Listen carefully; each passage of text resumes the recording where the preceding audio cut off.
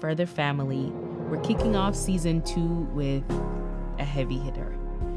The first episode of the Further podcast is actually the one we still hear about the most. You, our listeners, have told us that this notion of hiding really struck a chord. So we're returning to the conversation with passionate evangelist and blogger Alyssa Gordon to do an in-depth analysis of what hiding is and what it's looked like in her life. Alyssa is the heart behind the Wonderful Acts of God YouTube channel. She's a wife, she's a mother, and also she has another bundle of joy that's due a week from now. After losing her job at Google, the Lord led Alyssa to start her own YouTube channel, which now has 1.4 million views and 58,000 subscribers. In this episode, you'll hear Alyssa's heart-wrenchingly honest account of what hiding in her life has cost her, what it has looked like, and what she's learned about coming out of hiding. Stay tuned.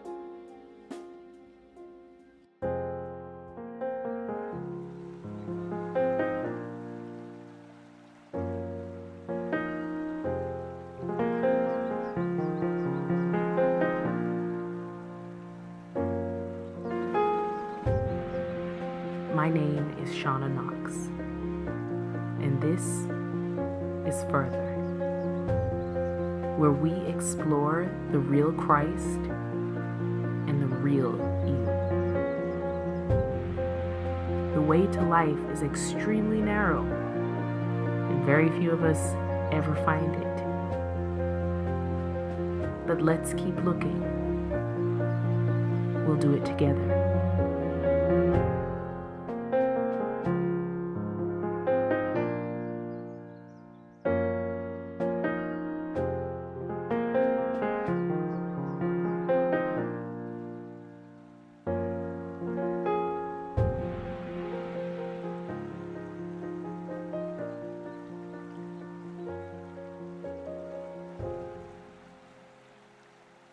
In our last season, we defined hiding as the fear of being naked in the presence of God. It's ultimately a desire to be invisible that leads to our own death or a type of death. Alyssa, have you ever hidden? Yes, I've definitely hidden from God numerous times, I'm sure. Just God? Oh, and man. No, both. Yeah, I can say I've done that. And what makes you hide? Fear of being known. Hmm. I would say insecurity, fear that if I'm fully known, will I be fully loved? Will I be fully accepted? Or will I be rejected if I'm genuinely honest and naked and myself? I think for me, I had a lot of rejection in my childhood, and I'll do anything for acceptance. Wow. And so, if that means hiding a piece of me and just showing the part of me that I know will be accepted, then I realize that that's something that I've done. I've definitely done in the past and still have to fight against doing every day. Where did that start? You hiding and feeling that level of rejection that makes you want to hide what you need to hide so you can be accepted. Yeah, so for me, it started with my childhood, just growing up in a dysfunctional home where, again, I didn't feel the love and acceptance from my parents. And it actually isn't until recently that I really discovered that I've been hiding my whole life and just hiding bits of myself, like I said, in order to receive acceptance from others. So there's always been two sides of Alyssa, and I'll say like the external versus the internal. And the external is like my personality, my looks, the way that I socialize with others. And that was always very much accepted. But if I ever went deep and started talking about some of the pain or the depression or even just being more intellectual or a thinker or poetry and art, like things that I was really into that my peers weren't necessarily into, it might have been too deep for them. I had noticed whenever I would bring up, again, maybe like the pains of my childhood, things would just go in a different direction. And I learned from a young age that it was safer for me to kind of just keep it surface, keep it external, talk about Mm-hmm. the shallow things and be the Alyssa, the fun, happy, joyful Alyssa that people loved and accepted instead of showing the inner parts of myself. You said that when you did present those other parts of yourself that were unique to you, maybe people Hmm. around you didn't share in those interests, that Mm. things kind of went in a different direction. What does that mean? What did that look like? So for me, my childhood was really dark and sad. And I would say mostly from my mother's drinking. My mother struggles with alcoholism. Mm. And that's something that not a lot of people could relate to. Mm-hmm. Just that depth of feeling abandoned by your own mom, Mm-hmm. like the one person who's supposed to love you and care Mm-hmm. about you and like, from birth. Yeah. And it's like if that one person who's supposed to love you no matter what, if you feel rejected by them, Mm-hmm. it's kind of like this lie the enemy told me at a young age was like, well, if your own mother doesn't love you, like how can anybody else? There must be Mm-hmm. something wrong with you. Mm-hmm. And so whenever I would try to talk about those things, I think because again, I was young, my friends at the time couldn't relate, couldn't Yeah. understand, maybe didn't know, couldn't empathize. Yeah.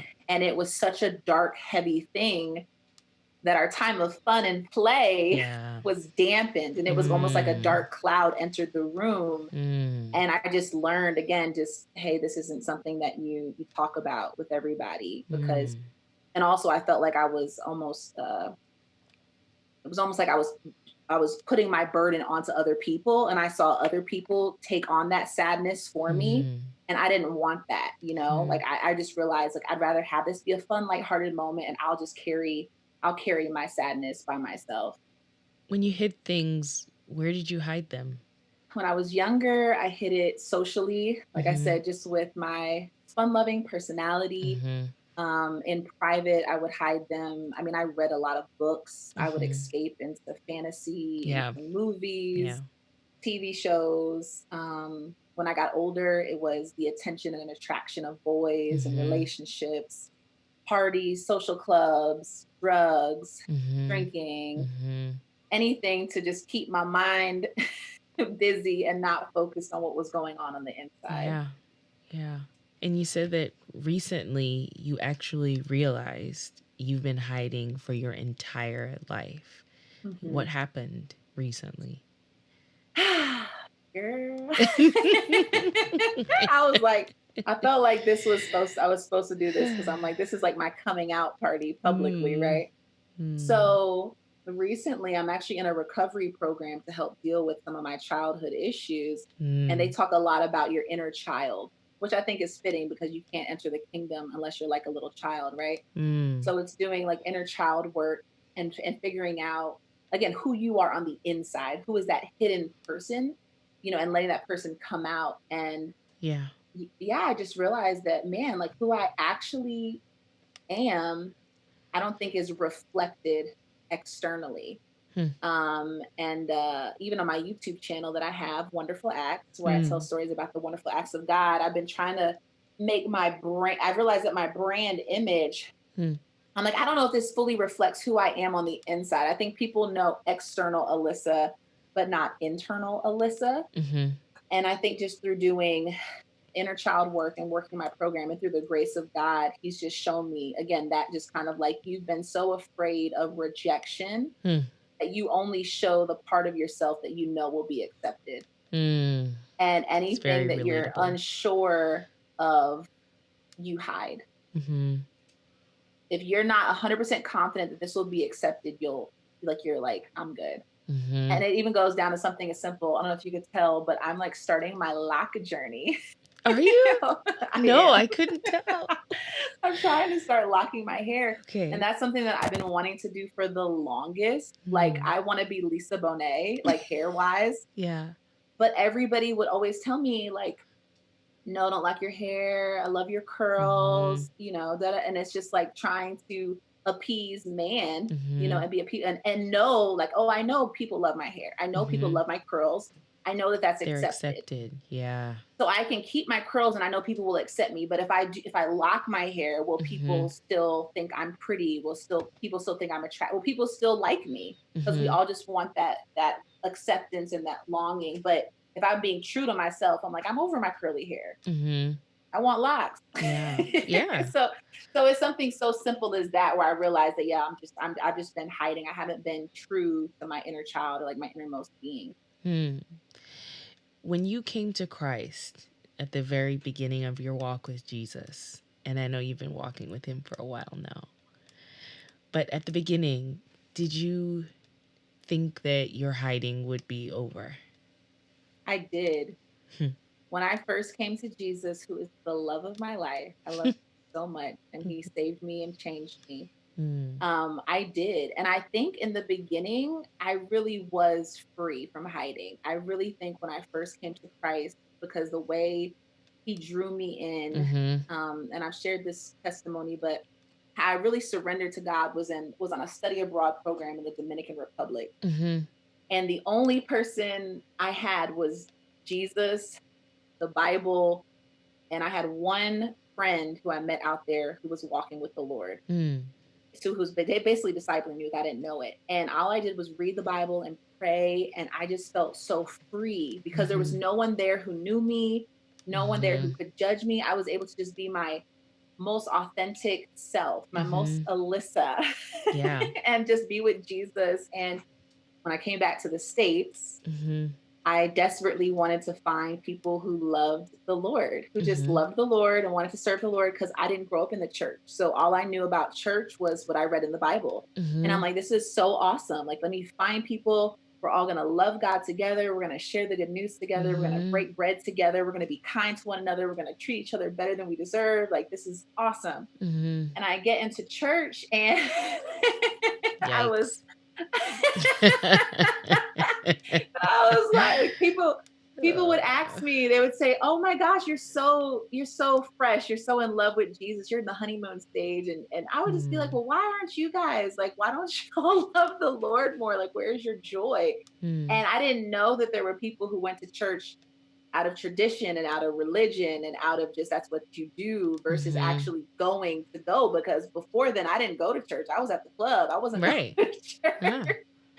So, anyways, coming to church, I do think that I started hiding in the Mm. church. You had mentioned this in season one, but I Mhm. found myself hiding in the church again to fit in because Mhm. I just longed for acceptance. I wanted to be a part of the family of God, and I thought that that looked because I just didn't know. I just thought, oh, I guess this is what Christianity looks like. So I guess I need to tone down some things and do things a certain way in order to fit in here. And I found myself hiding again.